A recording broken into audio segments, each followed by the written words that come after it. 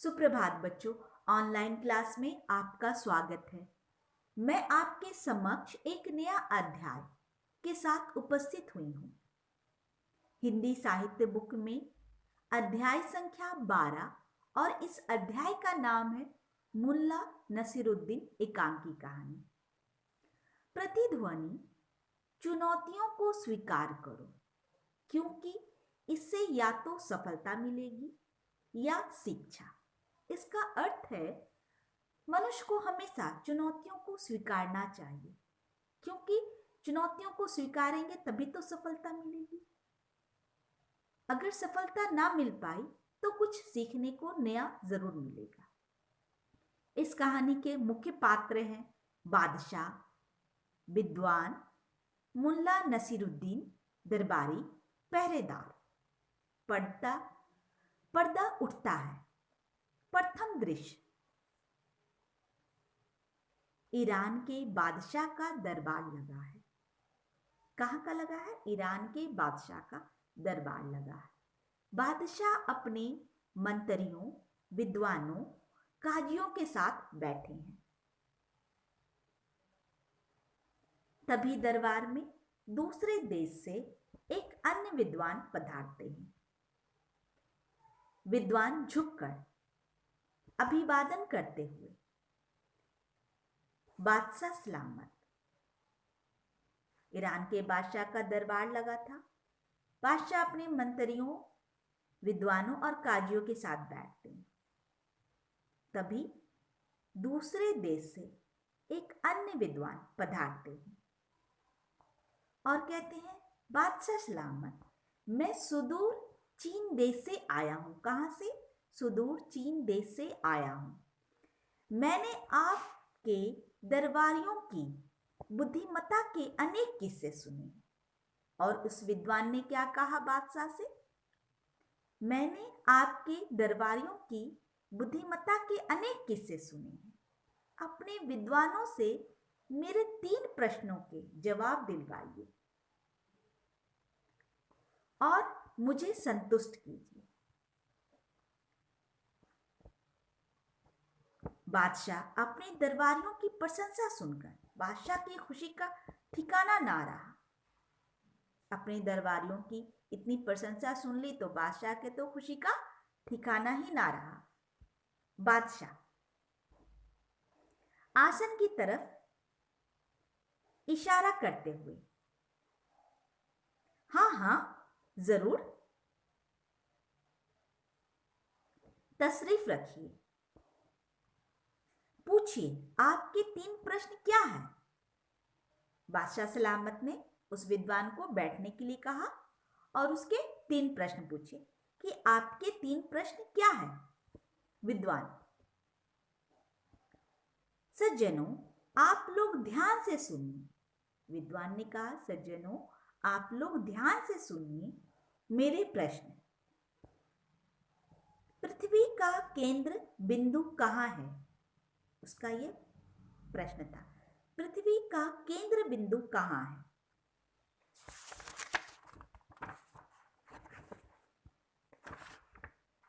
आकाश में कुल कितने तारे हैं? मेरी दाढ़ी में कितने बाल हैं? तो पहला प्रश्न क्या था? पहला प्रश्न था, पृथ्वी का केंद्र बिंदु कहाँ है? आकाश में कुल कितने तारे हैं? दूसरा प्रश्न। तीसरा प्रश्न, मेरे दाढ़ी में कितने बाल हैं? प्रश्न सुनकर सबकी अकल चकरा गई। दरबार में सन्नाटा छा गया। सभी दरबारी नजरें नीचे किए बैठे थे। कोई एक भी प्रश्न का जवाब ना दे पाया। वो प्रश्न सुनकर दरबार में सन्नाटा छा गया। कोई भी दरबारी इस प्रश्न का जवाब नहीं दे पाया। विद्वान हैरानी से, अरे यहां तो सभी चुप बैठे हैं। बादशाह सलामत, क्या आपके दरबार से मुझे बिना जवाब पाए ही वापस जाना होगा? बादशाह सिर हिलाते हुए: नहीं नहीं, आपके सवालों के जवाब जरूर मिलेंगे। हम अभी मुल्ला नसीरुद्दीन को दरबार में बुलाते हैं। मुझे पूरा यकीन है कि वे आपको मायूस नहीं करेंगे। पहरेदारों को हुक्म देते हुए मुल्ला नसीरुद्दीन को दरबार में बुलाया जाए। महाराज ने क्या किया? मुल्ला नसीरुद्दीन को दरबार में बुलाया कि वो इन प्रश्नों के उत्तर जरूर देंगे। पहरेदार झुककर जो हुक्म जहां पना। पहरेदार का प्रस्थान। द्वितीय दृश्य। मुल्ला नसरुद्दीन अपने गधे पर सवार होकर दरबार में आते हैं। किस पर सवार होकर? गधे पर। मुल्ला नसीरुद्दीन गधे से उतरकर झुककर सलाम करते हैं। बादशाह सलामत, आपका सेवक हाजिर है, हुक्म दीजिए। मुल्ला नसरुद्दीन ने क्या कहा? आपका सेवक हाजिर है, हुक्म दीजिए। बादशाह, मुल्ला जी, ये विद्वान चीन से आए हैं, इनके सवालों का जवाब कोई भी नहीं दे सका। अंत में जाकर आपको बुलाया है। राज्य की इज्जत है अब आपके हाथ में। बादशाह ने क्या कहा? राज्य की इज्जत अब आपके हाथ में है। मुल्ला नसरुद्दीन विद्वान से, विद्वान महोदय पूछिए अपना सवाल।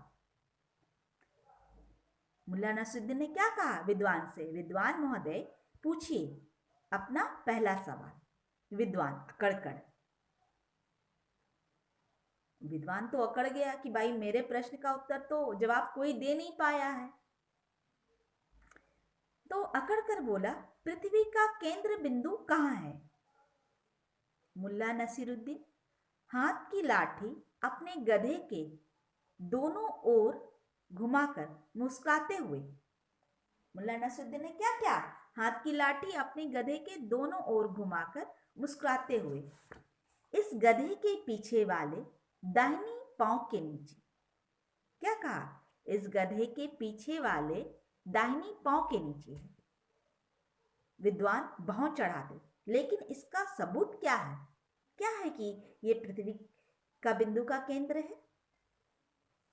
भौं चढ़ाते मुल्ला नसरुद्दीन विद्वान की आंखों में आंखें डालते हुए, विश्वास ना हो तो मंगवाइए गज और आप खुद पृथ्वी के दोनों सिरों को नाप कर देख लीजिए। जरा सा भी अंतर आए तो बताइए। विद्वान थोड़ी उलझन में पड़ गया। विद्वान सक पकाते हुए, अच्छा अच्छा ठीक है, अब मेरे दूसरे प्रश्न का उत्तर दे। उसने क्या कहा? अब मेरे दूसरे प्रश्न का उत्तर दे। पहला प्रश्न का उत्तर मिला तो वो क्या क्या सक पका सा गया कि अरे अब तो मुझे मुल्ला नसरुद्दीन ने क्या कह दिया है कि जरा सा भी आप विश्वास ना हो तो खुद पृथ्वी के दोनों सिरों को नाप लीजिए। अब पृथ्वी के दोनों सिरों को नापने कौन जाए? जरा सा भी अंतर हो तो बताइए। विद्वान तो बेचारा उलझन में पड़ गया। तो विद्वान ने सक पकाते हुए, अच्छा अच्छा ठीक है, अब मेरे दूसरे प्रश्न का उत्तर दे। विद्वान ने क्या कहा? अब मेरे दूसरे प्रश्न का उत्तर दे।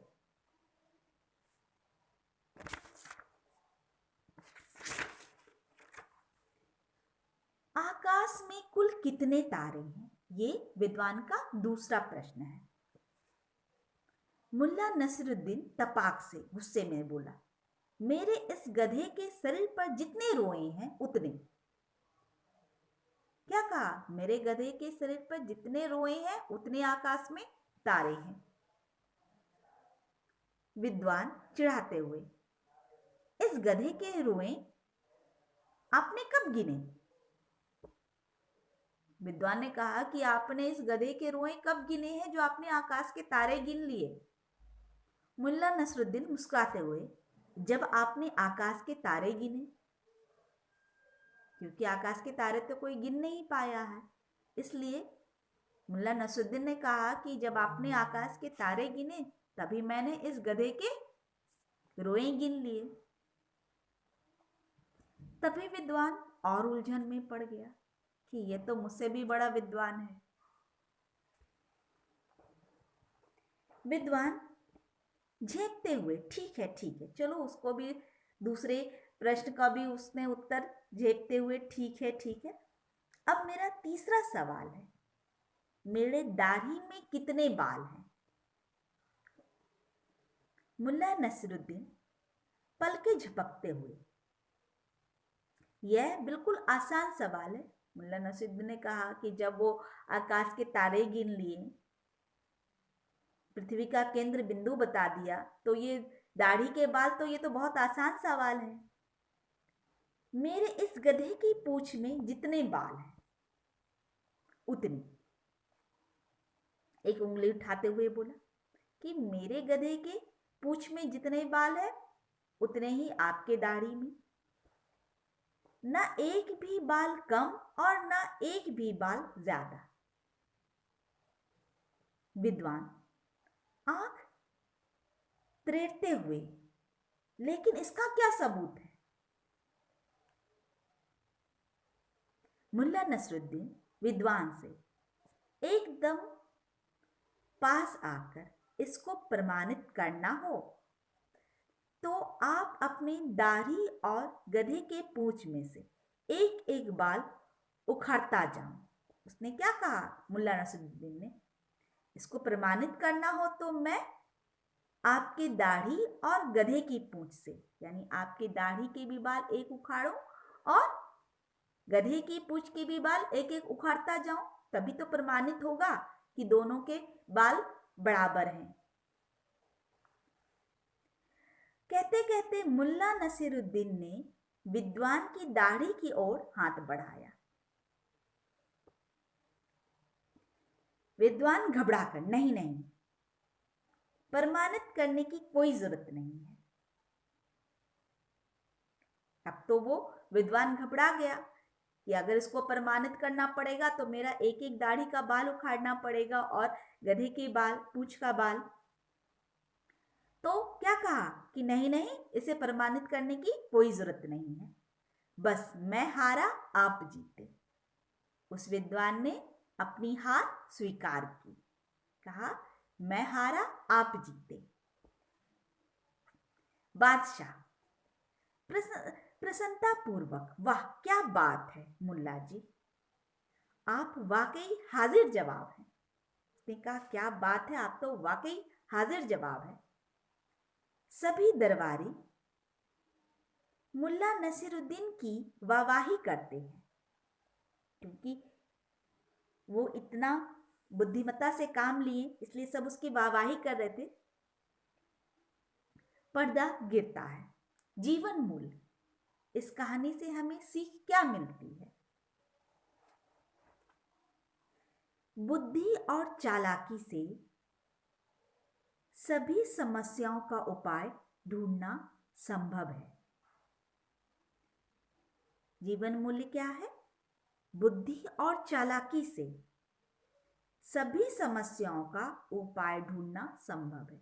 अगर हम बुद्धि से काम लें, अगर हम अपनी चालाकी और बुद्धिमत्ता से काम लें, तो हम कोई भी परिस्थिति को हल निकाल सकते हैं। हम कोई भी परिस्थितियों का हल निकाल सकते हैं, कोई भी उपाय हम ढूंढ सकते हैं, कोई भी उपाय हम लोग ढूंढ सकते हैं।